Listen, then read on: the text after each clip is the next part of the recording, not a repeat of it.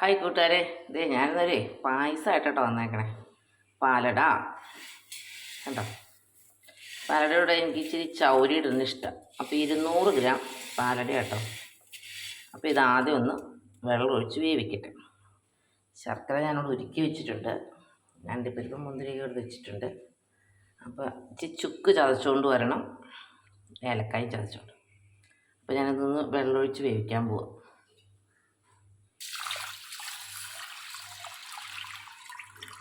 തേങ്ങാപ്പാൽ രണ്ടും എടുത്ത് വെച്ചിട്ടുണ്ട്, ഒന്നാം പാലും രണ്ടാം പാലും. ഇത് വെന്ത് കഴിയുമ്പോൾ ശർക്കര ഒഴിക്കും. അപ്പോൾ ഇത് വേവട്ടെ കേട്ടോ. ഒരു 10 മിനിറ്റ് കഴിഞ്ഞപ്പോഴത്തേക്ക് ഇത് അവിടെ നന്നായിട്ട് വെന്തു കേട്ടോ. ചൗരി ഇട്ടേക്കണം, ഇടയ്ക്കിടയ്ക്ക് ഒന്ന് ഇളക്കി കൊടുക്കണം. ഇതിങ്ങനെ പറ്റി.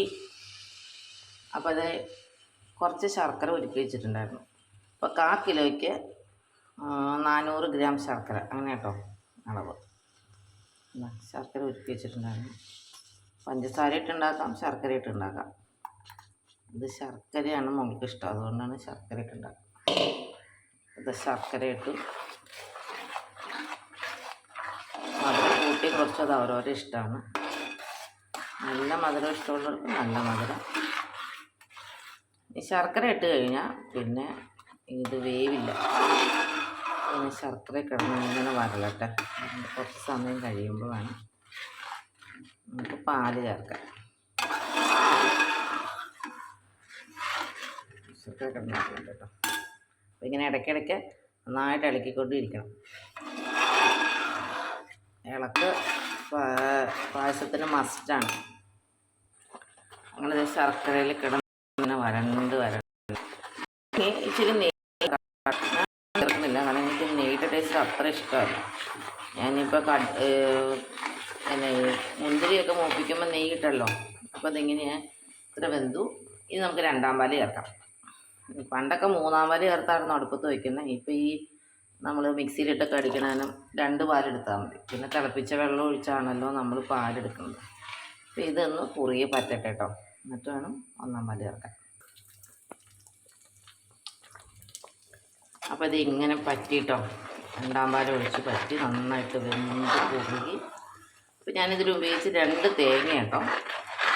2 തേങ്ങ, 200 ഗ്രാം സൂരൻ ചാട, പെട്ടെന്ന് വെന്തിട്ട് ഇടാം. പിന്നെ 200 ഗ്രാമിന് 400 ഗ്രാം ശർക്കര. ഞാനിത് ഏകദേശം ഇതിൻ്റെ കണക്ക്. അപ്പോൾ ഇത് 1-ാം പാൽ ഒഴിക്കാൻ പോവാം. 1-ാം പാൽ ഒഴിച്ച് തിളക്കരുതെന്നാണ്, പയ്യെ നൊരയും പതയും വരുമ്പോൾ ഓഫാക്കണം എന്നാണ് പഴയ ആൾക്കാർ പറയും.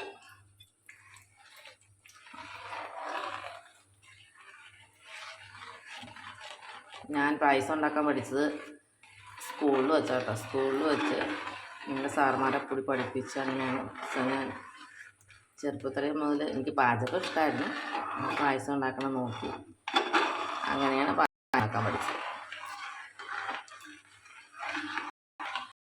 അപ്പോൾ നമുക്ക് ലാസ്റ്റ് ഇൻഗ്രീഡിയൻസ് ചേർക്കാം. ചുക്ക്, ഏലക്കായ പൊടി, അത് ചേർക്കുകയാണ്. എന്നതാ ഒരേ മതി. പിന്നെ ഓഫ് ചെയ്യുക. ഉരുളിയിലെ ചൂട് കൊണ്ട് ബാക്കി. പിന്നെ ഇതേ കാണാൻ ഭംഗിക്കിടുന്ന എല്ലാം മൂപ്പിച്ചിട്ട് വെച്ചിട്ടുണ്ട്.